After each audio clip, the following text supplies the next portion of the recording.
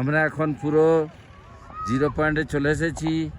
এখানে সব বরফ এখান ওখান, যদিও এটা মে মাস, এখানে কম বরফ এই সময়, কিন্তু প্রচুর বরফ। বাবা যাবে না, একা যাবে না। আমাদের গুন্ডা বাবা ওখানে করছে। এখানে সব আমাদের টিম দাঁড়িয়ে আছে।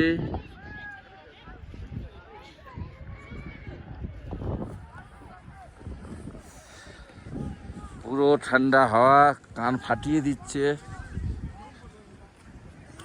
বাবা যাবে না একা। সুতরাং এখানে এই যে বরফে সব আনন্দ করছে। এই অদ্ভুত অনুভূতি, এই অনুভূতি ভাষায় প্রকাশ করা যায় না।